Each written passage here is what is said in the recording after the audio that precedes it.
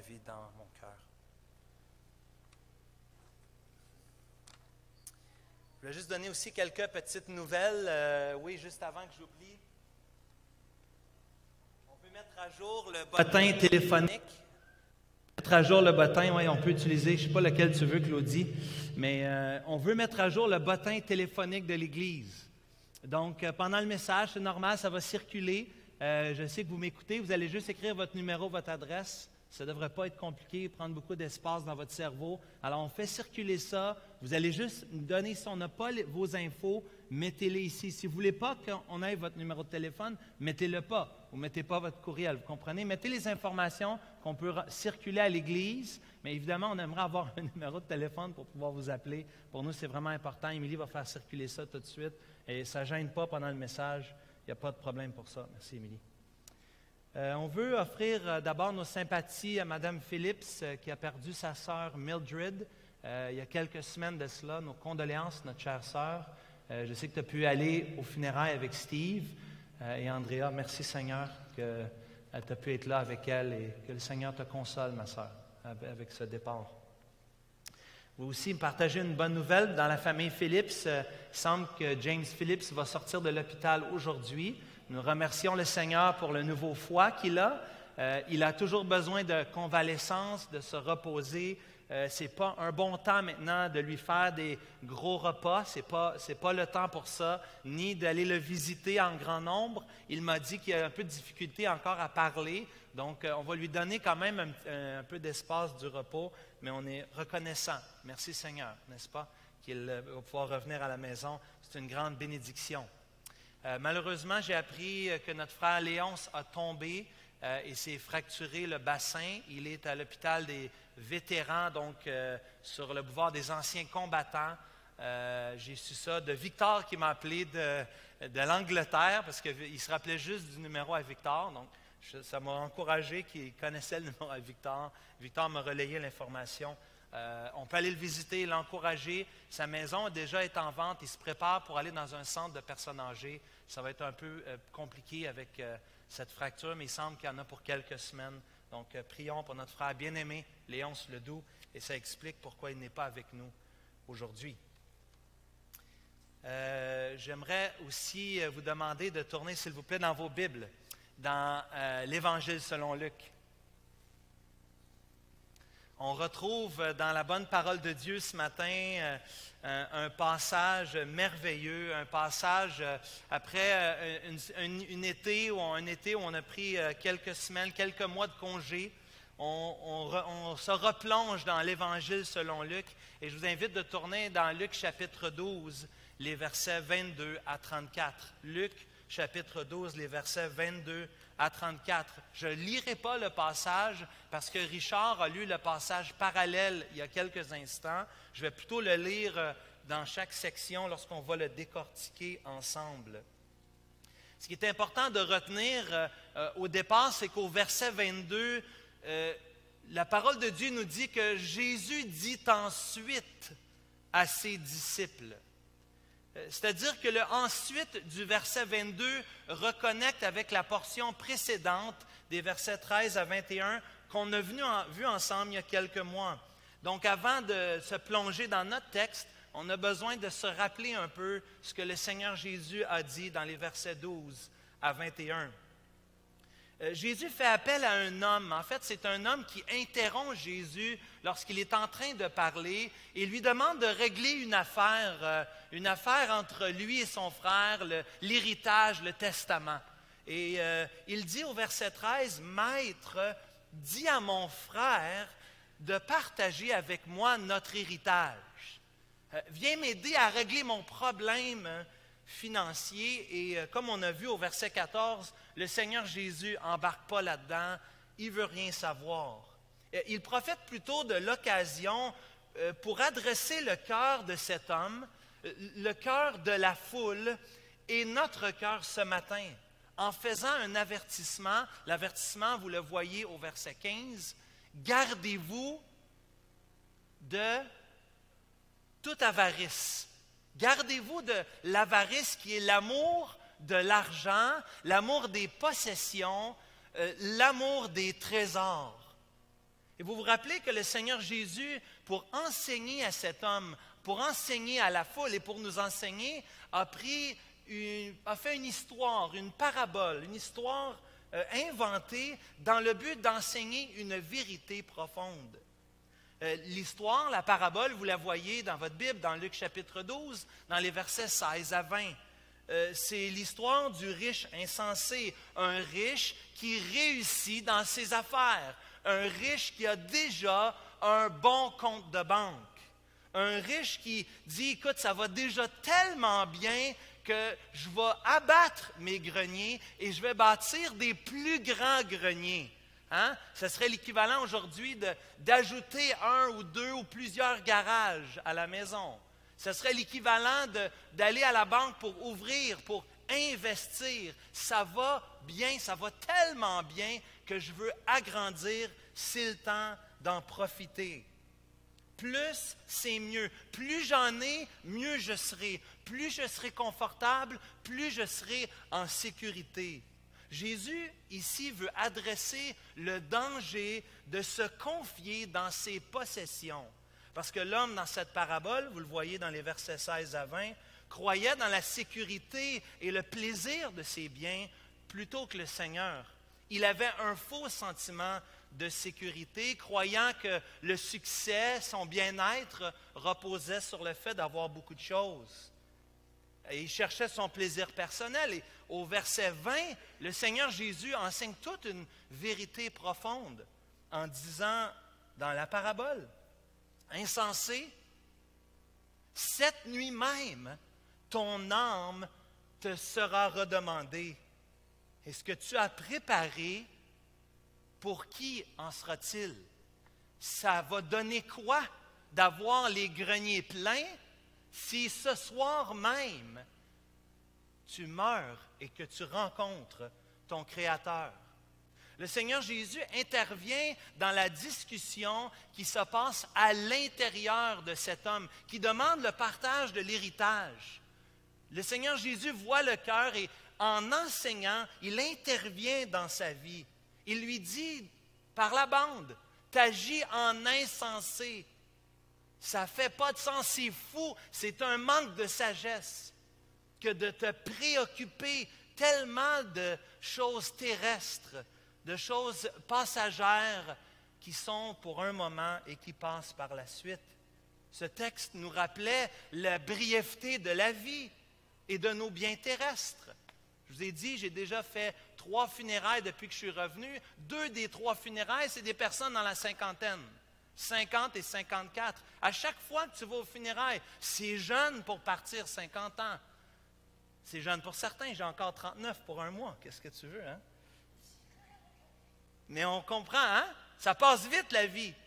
Et 50 ans, c'est passé comme ça. Il y a des gens qui sont déjà partis. La brièveté de la vie et la brièveté de nos biens terrestres. On peut être riche pour Dieu, et cet homme ici est plutôt pauvre à l'égard de Dieu. Tous les hommes le regardent et le voient comme riche avec ses greniers, et je vais abattre, je vais faire d'autres greniers. Mais ici, Dieu a d'autres priorités. Dieu voit les choses différemment de nous. On parle souvent des principes à l'envers.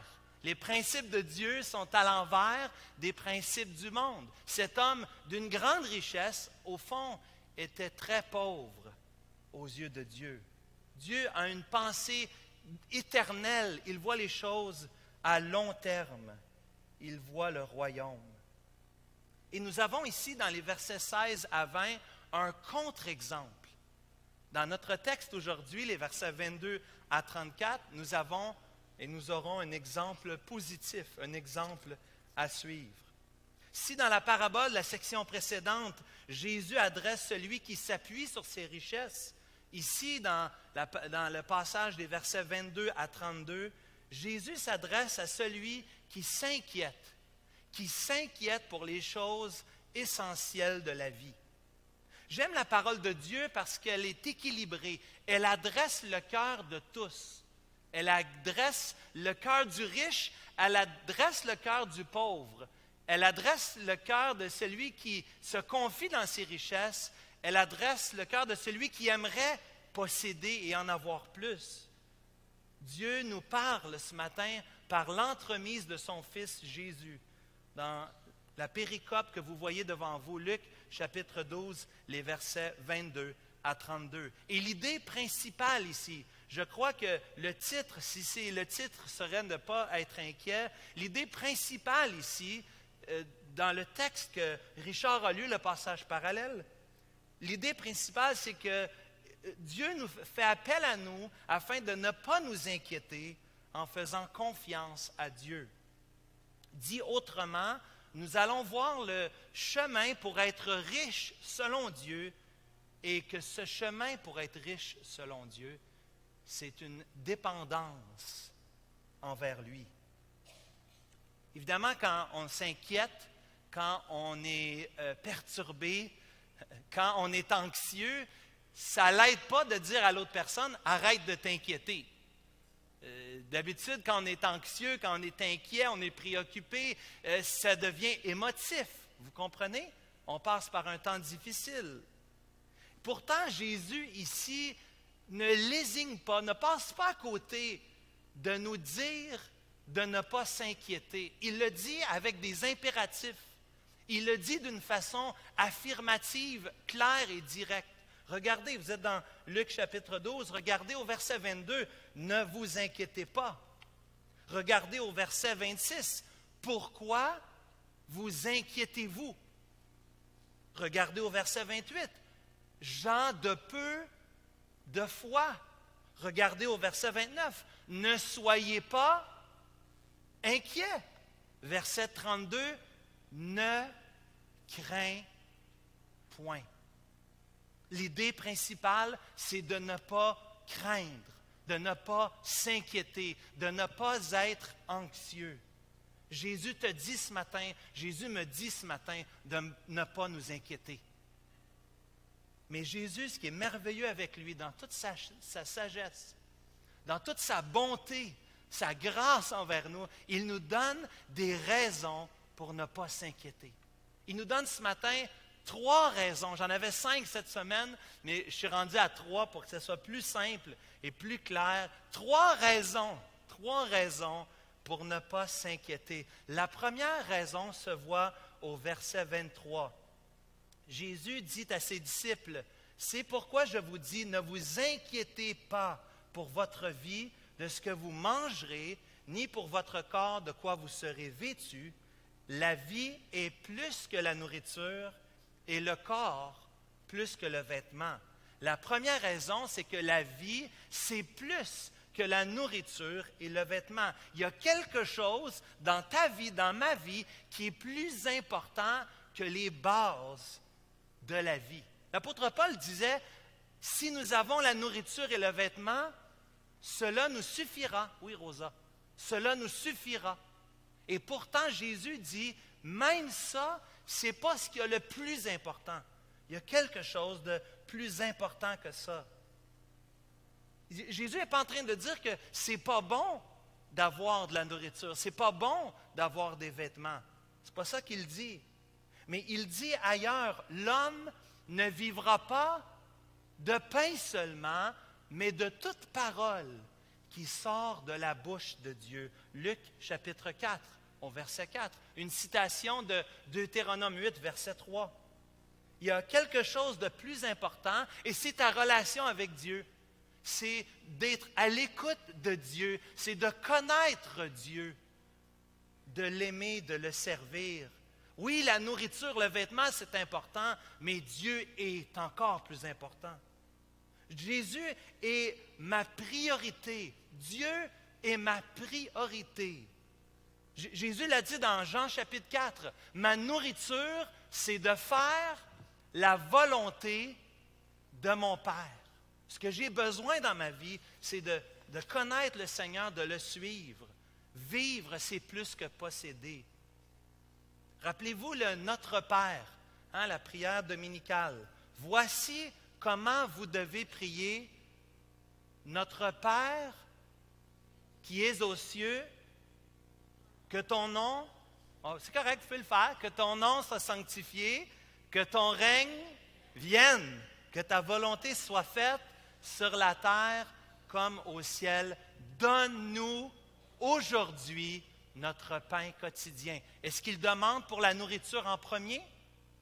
Non, il demande premièrement que Dieu soit glorifié, que Dieu soit sanctifié, que Dieu soit élevé.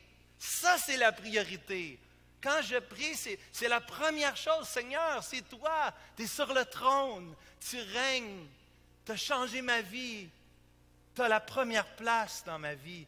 Bien sûr que c'est correct et il nous faut enseigner nos enfants à être reconnaissants et à demander. Seigneur, pourvois nos besoins. On prend tellement ça pour acquis, c'est presque un automatisme. Pour un gars que ça fait bientôt 40 ans qu'on prie avant le repas, OK, ça fait bientôt 40 ans que j'entends ça. Merci Seigneur pour la nourriture. Puis ça devient presque automatique. Tantôt, vous allez manger. La plupart d'entre vous, vous allez prier avant de manger. Prenez juste 15 secondes pour réfléchir. Seigneur, si j'ai de la nourriture sur ma table, c'est toi qui as pourvu. C'est toi qui prends soin de moi. Le travail que j'ai, non, je ne le mérite pas. C'est une grâce de toi. Il y a des gens dans le monde qui n'ont pas le privilège qu'on a de manger 3 fois et plus par jour. Merci Seigneur. Toutes bonnes choses viennent de toi. La nourriture et le vêtement, Dieu les pourvoit. Et Dieu dit, ne t'inquiète pas pour ça. Ce n'est pas ça la priorité. Cherche ma gloire, cherche à m'honorer, à me placer sur le trône.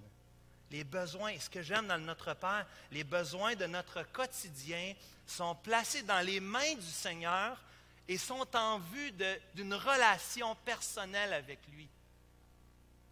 De notre Père, on s'adresse à celui qui prend soin de nous et qui nous donne la nourriture et le vêtement. Le sens de la vie, c'est plus que la nourriture et le vêtement, dit le Seigneur Jésus. Mais il donne une deuxième raison dans les versets 25 et 26. Une deuxième raison.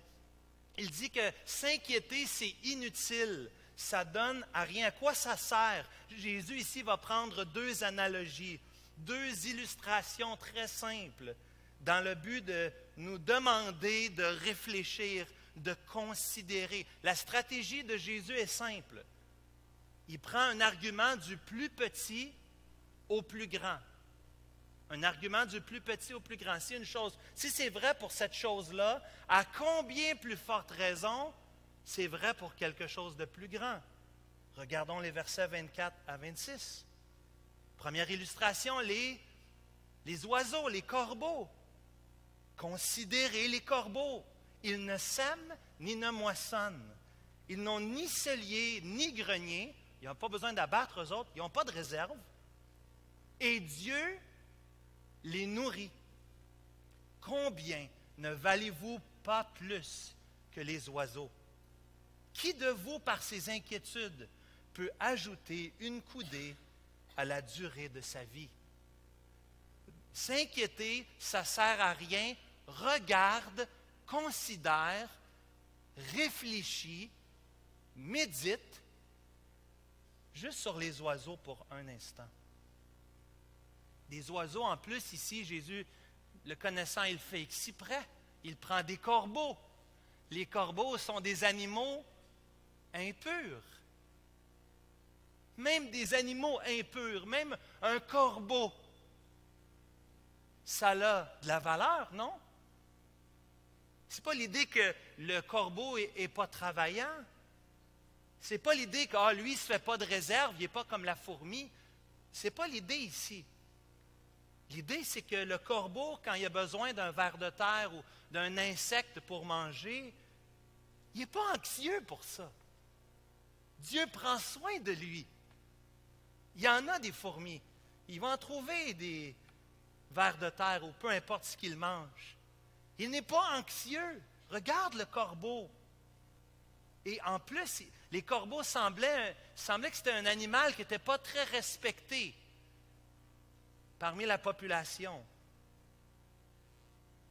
Mais Dieu, il prend quand même soin des corbeaux. Dieu prend quand même soin des corbeaux. Et on a un privilège. La parole de Dieu nous dit au verset 24, combien toi et moi, nous valons plus que des corbeaux aux yeux de Dieu. Pense là-dessus. Médite là-dessus. Arrête-toi. Il est dit de Jonathan Edwards qu'il aimait aller dans la nature. Il aimait aller considérer les insectes. En particulier, il avait une fascination avec les araignées. Je ne sais pas trop pourquoi. Mais il aimait considérer, en regardant la nature, la création, les animaux, en voyant les araignées, la petitesse, mais en même temps la complexité, la beauté. En s'arrêtant, frères et sœurs, en prenant un instant, on court tout le temps, prendre une pause, on va juste s'asseoir, on va juste regarder. Regarde les animaux, va dans la nature et remarque, il ne manque de rien. Tout est là. Dieu a pourvu. Et c'est un faux raisonnement pour moi qu'en m'inquiétant, je pense que mon sort va s'améliorer. Ma situation va être meilleure. Hey, si je m'inquiète, si ça me dérange, là, puis mon ami, écoute, j'en parle à tout le monde, je suis en colère, je suis impatient. Hein, les gens qui sont anxieux, inquiets, vous en connaissez. Jésus dit, est-ce que tu peux ajouter une coudée? Ici, ça fait probablement référence à 1 heure de temps. Est-ce que tu peux ajouter 1 heure de temps à ta vie en t'inquiétant? En fait, aujourd'hui, les études démontrent le contraire. Plus tu t'inquiètes, plus tu écourtes ta vie, plus le stress augmente. Et combien de maladies sont reliées au stress, à l'anxiété, à l'inquiétude? La parole de Dieu fait du sens. 2000 ans avant, elle fait du sens, n'est-ce pas? Inquiéter, c'est inutile parce que tu ne peux pas ajouter 1 seconde, 1 minute, 1 heure à ta vie en t'inquiétant. Et c'est ce que Jésus dit. Et au verset 26, il dit deuxièmement, dans la raison numéro 2, il dit, si donc vous ne pouvez pas même la moindre chose, pourquoi vous inquiétez-vous du reste? Si tu ne peux pas, en t'inquiétant, pourvoir à tes besoins primaires, manger, dormir, te vêtir, comment tu vas pourvoir à d'autres choses? Même ces choses-là élémentaires de base, ça ne donne rien. En t'inquiétant, tu n'avances pas ton sort, c'est tout le contraire. Il donne une deuxième illustration, regardez dans les versets 27 et 28. Considérez comment croissent les lys. Vous avez déjà vu un lys des champs? Il ne travaille ni ne file. Cependant, je vous dis que Salomon même, dans toute sa gloire, n'a pas été vêtu comme l'un d'eux. Regardez 2 Chroniques, chapitre 9, les versets 13 à 21. Vous verrez la splendeur de la gloire de Salomon. Et Jésus dit, les lys ou l'herbe, au verset 28, si Dieu revêt ainsi l'herbe qui est aujourd'hui dans les champs et qui demain sera jetée au four, à combien plus forte raison ne vous vêtira-t-il pas, gens de peu de foi? Que ce soit les lys des champs dans leur beauté extraordinaire, que ce soit l'herbe bien ordinaire qui va être jetée, brûlée, utilisée pour chauffer demain, que ce soit beau ou insignifiant, Dieu vous aime plus que ça. Dieu vous chérit plus que ça. Dieu vous aime bien plus que ça.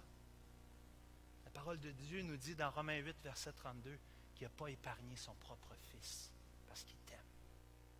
Il t'aime tellement qu'il a sacrifié son Fils pour toi. Est-ce qu'il a fait ça pour les lys des champs? Est-ce qu'il a fait ça pour l'herbe? Est-ce qu'il a fait ça pour le corbeau? Non. Il a fait ça pour toi. Il a envoyé son Fils mourir pour toi. Parce qu'il t'aime. Il te chérit. Tu es précieux pour lui. Il te demande, considère. Regarde les plus petites choses dans l'univers, les choses les plus insignifiantes, les belles fleurs, les corbeaux. Regarde-les. Je t'aime bien plus que ça. Et mon frère, ma soeur, peut-être que tu as besoin de faire comme j'ai fait cet été, de prendre du temps à l'écart, d'aller considérer dans la nature. Peut-être tu as besoin de prendre une journée de congé la semaine prochaine et aller voir la grandeur et la splendeur de Dieu dans sa création. Va à l'écart, regarde la nature, comment Dieu prend soin, comment Dieu pourvoit. Mais ici, ce qui est intéressant au verset 28, c'est qu'il y a aussi une forme de reproche faite par le Seigneur Jésus. Regardez au verset 28. Jésus fait un reproche. Jésus a besoin de brasser la cage un petit peu. On a besoin, nous aussi, d'être brassés un peu. On a besoin de se faire parler. Il leur reproche d'avoir peu de foi. Vous avez peu de foi. Il y a un lien, Bach dit qu'il y a un lien entre l'inquiétude et l'absence de foi. Quand vous vous inquiétez, vous démontrez votre petitesse dans votre foi, la petite foi que vous avez. Et l'anxiété démontre qu'on ne croit pas véritablement que Dieu est au contrôle. Cela reflète une foi faible. Encore une fois, je ne dis pas que ça n'arrive pas qu'on s'inquiète. Je ne dis pas que ça n'arrive pas qu'on soit stressé ou déprimé ou amené à l'extrême. On a lu les psaumes cet été, puis on voit dans la parole de Dieu qu'il y en a d'autres aussi qui ont été amenés au bout d'eux-mêmes. Mais la parole de Dieu nous dit qu'il y a quand même de quoi pour nous à réfléchir.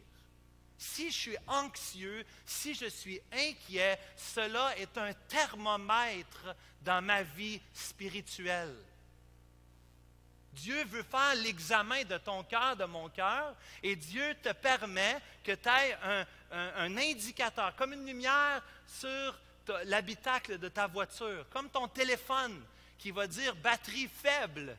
Peut-être la batterie, le téléphone sonne et dit foi faible. Ta foi est faible. Si tu t'inquiètes et tu t'agites pour beaucoup de choses, chers amis, cela reflète quelque chose dans ton cœur. Et souvent, dans le moment présent, on a de la difficulté à régler tout ça. Mais le Seigneur permet que souvent les épreuves vont durer dans le temps. Et dans le temps, le Seigneur veut nous parler, veut nous rencontrer. Et le Seigneur veut certainement te rencontrer, mon frère, ma soeur, ce matin. Et te parler. Afin que ta foi augmente. Afin que tu grandisses dans ta relation personnelle avec lui et dans la confiance que tu donnes à Dieu dans ta vie. La deuxième raison que Jésus nous donne ici, c'est que s'inquiéter, ça ne sert à rien, ça n'avance rien. Regarde juste la création et vois comment Dieu s'en occupe. Nous sommes beaucoup plus précieux que les animaux et que la nature qui est autour de nous. Mais troisièmement, il y a une troisième raison que le Seigneur Jésus nous donne pour ne pas s'inquiéter. Selon moi, il garde le meilleur pour la fin. Comme tout bon enseignant, hein? Le punch à la fin. Votre Père connaît vos besoins. Il dit au verset 29, il répète l'idée principale, et vous ne cherchez pas ce que vous mangerez, ce que vous boirez, ne soyez pas inquiets, car toutes ces choses, ce sont les païens du monde qui les recherchent. Votre Père sait ce que vous en avez besoin, sait que vous en avez besoin. L'argument ici, c'est de faire confiance à Papa. Et si tu as la joie, hier, avec les enfants, on a fêté les 17 ans de mariage que Martin et moi, nous avons eu hier. C'était tellement une bénédiction. Et pour la première fois, c'est Madeleine qui a fait le dessert. Tu sais, les enfants grandissent. Puis je leur disais à quel point que notre mariage a été des moments bénis de joie, mais à quel point que eux, les enfants, sont un grand sujet de joie dans ma vie. Comment ils sont une grande bénédiction pour Martin et moi. Comment être avec eux, passer du temps avec eux, le voyage qu'on a fait cet été, le souper d'hier soir, c'était super. C'était ordinaire, mais c'était super, vous comprenez. Ça nous rappelle. Jésus veut te rappeler ce matin ton identité. Jésus veut te rappeler ce matin comment tu es précieux. Tu n'es pas comme le monde. Nous, on est différents. On est différents. Ce n'est pas ma peau ou à quoi je ressemble. La différence, c'est que moi, j'ai un papa. J'ai un papa qui m'aime. J'ai un papa qui me connaît, qui connaît mes besoins et qui veut répondre aux besoins en son temps. Un papa qui s'intéresse. Ce n'est pas mon fardeau, c'est son fardeau. C'est lui, mon Père céleste. C'est à lui sur lequel je peux m'appuyer. Puis de s'inquiéter, c'est de mal comprendre la personne de Dieu, la paternité de Dieu. Tu ne réalises pas que Dieu est ton Père. C'est quoi le rôle d'un père? Des pères, vous êtes là ce matin. C'est quoi le rôle du père? Pourvoir. Je savais que quelqu'un dirait ça en premier. Merci, Roy. Pourvoir. Hein? On se sent comme des pourvoyeurs. On part travailler le matin. Hein? On travaille de toutes nos forces pour amener des sous pour qu'on puisse manger. Pourvoyeur, définitivement. Mais il y a plus que ça. Quel est le rôle du père? Protéger. Merci, Mercedes. Protéger. Servir. Hein? C'est ça le rôle du père. Je suis là pour être un protecteur, pour servir ma famille, pour pourvoir à ma famille. Mes frères, on a une grande responsabilité. Tu es un père ce matin, écoute bien, on reflète le Père céleste dans la manière qu'on agit avec nos enfants, avec nos petits-enfants, avec notre épouse, avec toute la famille élargie. Un père a un rôle primordial dans la famille. Une grande responsabilité. Et nous avons, même si moi j'ai eu un excellent père terrestre, je vous l'ai déjà dit, s'il n'était pas là, j'en parlerai plus, parce que je ne veux pas qu'il je veux qu'il sorte par la porte tantôt, là. Mais j'ai eu un excellent père. Parfois un peu impatient, mais un excellent père. Qui a pris soin de nous, qui travaillait fort. J'ai vu ça dans ma propre vie. J'ai vu ça chez mes deux grands-pères. J'ai vu ça des hommes qui voulaient prendre soin de leur famille, qui voulaient être sûrs qu'ils manquaient de rien. Des grands-pères qui aimaient leurs enfants, leurs petits-enfants. J'ai vu ça. Imagine, encore l'argument du plus petit au plus grand. Si tu as eu un bon Père terrestre, imagine encore plus comment le Père céleste peut être. Il est le Père parfait. Et Paul utilise ça. Paul va utiliser ça dans Galates chapitre 4. Il dit, parce que vous êtes fils, Dieu a envoyé dans nos cœurs l'esprit de son Fils, lequel crie, Abba, Père. Ainsi, tu n'es plus esclave, mais fils. Et si tu es fils, tu es aussi héritier de la grâce de Dieu. On est héritier. Dans Romains 8, il dit qu'on est co-héritier avec Christ. Héritier, co-héritier. Pourtant, nous étions à l'orphelinat à cause de nos péchés. Nous étions loin de Dieu, étrangers à la promesse, séparés de Dieu. Et Dieu, dans son amour, a envoyé son Fils pour nous adopter, pour payer le prix, pour qu'on fasse partie de sa famille. Quand on s'inquiète, on oublie qu'il est notre papa. Il est notre Père. Il est le Père qui règne sur nous et qui nous dirige pour notre bien. Oui, un père est une forme, une figure d'autorité, mais un bon papa terrestre veut tellement servir, aimer, protéger, pourvoir pour sa famille, qu'il est un modèle. Qui ne veut pas avoir un père comme ça? Imagine-toi le Père céleste. Le Père céleste qui te dit ce matin, votre Père sait ce que vous avez besoin. Inquiétez-vous pas. Il le sait.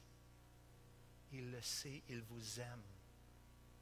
Et c'est ce Père qui nous dit, dans les versets 33, 31, 32, il nous dit, papa, regardez ce qu'il dit, cherchez plutôt le royaume de Dieu et toutes ces choses vous seront données par-dessus par-dessus, ne crains point, petit troupeau, car votre Père a trouvé bon de vous donner les restes, un vieux bazou, une vieille minoune. Qu'est-ce qu'il nous a donné? Il nous a donné le royaume. C'est bien mieux que de la nourriture, que le vêtement. C'est bien mieux que les greniers dans les versets 13 à 21. Bien mieux que des greniers remplis. On a le royaume. Quand on s'inquiète, on regarde tellement aux choses présentes qu'on oublie de lever la tête et de voir la grandeur de Dieu et de son royaume. Il nous dit de chercher, c'est un impératif. Ce texte-là, c'est bourré d'impératifs. Chercher, on doit être à la recherche de ça, d'aspirer à ça. C'est un appel continuel. Je dois lutter puis continuellement chercher le royaume de Dieu, sa justice. Il nous donne l'assurance. Il y a une assurance au verset 32. Votre Père vous donne le royaume. Il nous le donne. Son règne, un royaume qui n'est pas de ce monde, un royaume qui est bon en toutes circonstances, en tout temps, en tout lieu, un royaume qui va passer dans l'éternité. Et c'est pour ça, tantôt, quand on a lu le Notre Père qui est aux cieux, que ton nom se sanctifie, que ton règne vienne. On vit dans un monde perdu, on vit dans un monde déchu. Nous-mêmes, on guerroie contre nous-mêmes, l'avarice ou l'inquiétude. Mais Dieu nous dit, le royaume, que ton règne vienne, Seigneur. Ça ne sera pas toujours comme ça. Le Seigneur revient, que sa volonté soit faite. Vise plus haut, mon frère, ma soeur. Regarde plus haut. Regarde pas juste sur ce que tu n'as pas maintenant, ton compte en banque. Ce que tu n'as pas, non. Regarde à Dieu, regarde à son royaume, regarde à ce qui va passer dans l'éternité. Regarde les versets 33 et 34. Regarde les versets 33 et 34. Jésus donne la solution. Jésus dit que celui qui est avare, celui qui veut posséder, qui est riche, qui veut en avoir de plus en plus, puis il dit à celui qui s'inquiète, celui qui sent qu'il n'y en a pas assez, que ça ne va pas dans sa vie, Jésus dit la solution, dans les versets 33 et 34, la solution est la même. Quelle est la solution pour celui qui est anxieux, qui s'inquiète? Quelle est la solution pour celui qui veut posséder plus, qui est avare? La solution, c'est la générosité, dans les versets 33 à 34. Vendez ce que vous possédez. Luc dit ça dans Luc 11, verset 41. Dans Luc 12, verset 33, ce qu'on vient de voir. Dans Luc chapitre 16, verset 9 à 12. Dans Luc 19, verset 1 à 10, l'histoire de Zachée. Au moins 4 fois, Luc veut cogner sur ce clou-là. Il veut que tu vois l'importance de donner les aumônes, de donner aux pauvres, de prendre soin des autres. C'est ça la solution. Jésus s'adresse à toutes les classes aujourd'hui, que tu en ailles ou que tu n'en ailles pas. Que tu désires en avoir plus, que tu t'inquiètes pour ce que tu n'as pas. Dieu veut parler à ton cœur ce matin, puis Dieu veut révéler ton cœur. Puis Dieu dit une des façons de voir dans quel état est ton cœur. Une des façons, c'est de voir pourquoi tu t'inquiètes. Mais une autre façon, c'est qu'est-ce que tu fais quand tu en as? Est-ce que tu es capable de donner? De donner avec liberté. De donner. Ici, la solution, c'est de donner. Que celui qui est avare, celui qui est anxieux, la solution est la même. Vends tout ce que tu as. On reconnaît la qualité temporelle. Regardez verset 33. Vendez ce que vous possédez, donnez-le en aumône. Faites-vous des bourses qui ne s'usent point. Est-ce qu'il y en a qui ont des bourses qui ne s'usent point ici? Les sacoches de ma femme, ils finissent toujours par « puis il y a quelque chose, la ganse a cassé, elle n'est pas assez belle, est usée, quelque chose comme ça. » Anyways, autre sujet. Hein? Faites-vous des bourses qui ne s'usent point. Des bourses qui ne s'usent point. Un trésor inépuisable dans les cieux, où le voleur ne s'approche point et où la teigne ne détruit point. Sais-tu qu'est-ce que tu réalises? Plus tu en as, plus tu en veux. Plus tu en as, moins c'est assez. Et ceux qui en ont, ils se découragent. Ceux qui n'en ont pas, ils disent, je veux avoir ce que l'autre a, ce que l'autre possède. Le remède, chers amis, c'est la générosité. Parce que de toute façon, la parole de Dieu nous dit qu'on est des intendants. On n'est pas des propriétaires. On est des dispensateurs, des intendants de ce que Dieu nous donne. On va voir dans quelques semaines l'histoire de Zachée, juché dans l'arbre, qui rencontre le Seigneur Jésus et qui expérimente une transformation extrême, à un point tel qu'il est prêt à donner et à donner. Et en faisant ainsi, il s'accumule un trésor non périssable, un trésor qui ne se détruit pas par la teigne et la rouille, un trésor qui passe dans l'éternité. Ici, dans les versets 16 à 20, on a vu un contre-exemple, un mauvais exemple. Dans les versets 33 à 34, nous voyons ici un exemple positif. Qu'est-ce qu'on doit faire? On ne doit pas faire comme l'homme dans la parabole, mais on doit faire comme il nous est présenté au verset 33 et 34. Vends ce que tu as. Donne-le.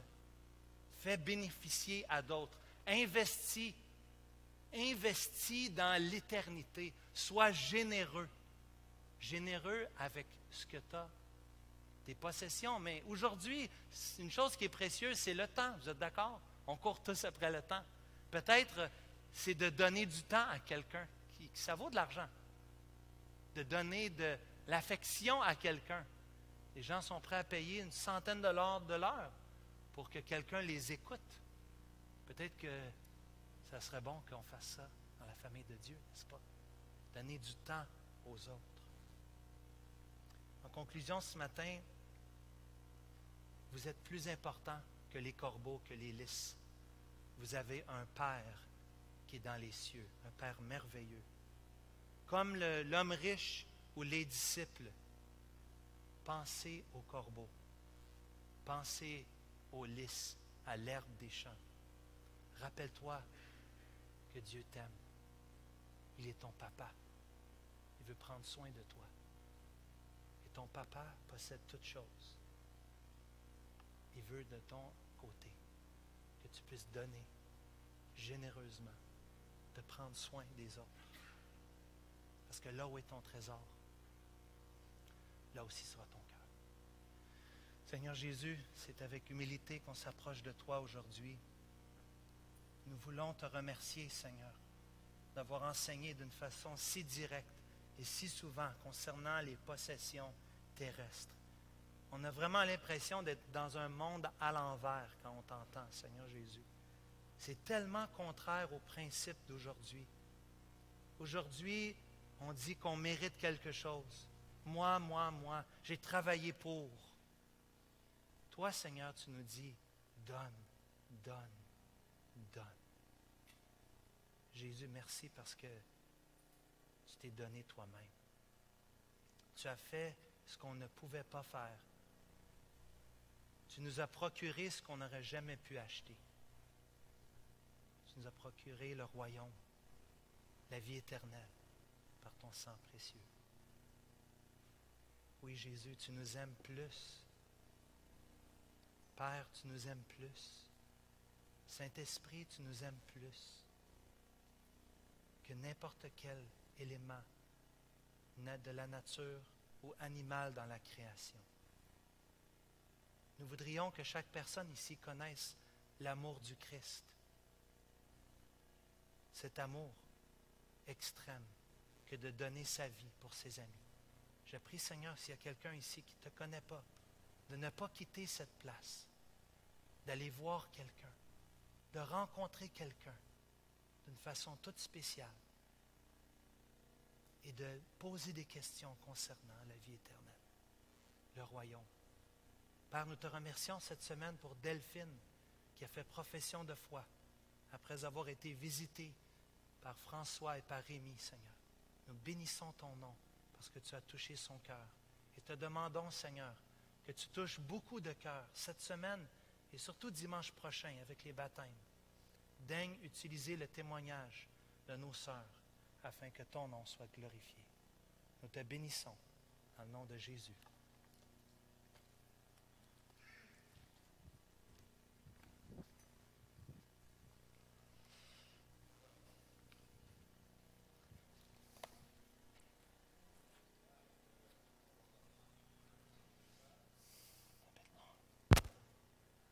J'espère qu'après avoir entendu ce message, tu as plus confiance dans le Seigneur maintenant. Alors, si c'est le cas, je nous invite à vous lever et à chanter avec nous. Moi, j'ai confiance en ta bonté.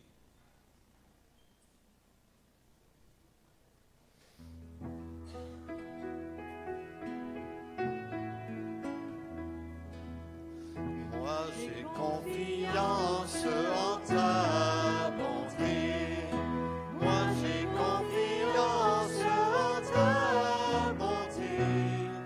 J'ai de l'allégresse dans le cœur à cause de ton salut. Je chante à l'Éternel, car il m'a fait du bien. Moi, j'ai confiance en ta bonté. Moi, j'ai confiance en ta bonté. J'ai de l'allégresse dans le cœur à cause de ton salut. Je chante à l'Éternel, car il m'a fait du bien. Je chante à l'Éternel, car il m'a fait du bien. Amen. Que le Seigneur, le Dieu de grâce, vous comble de toutes ses bénédictions.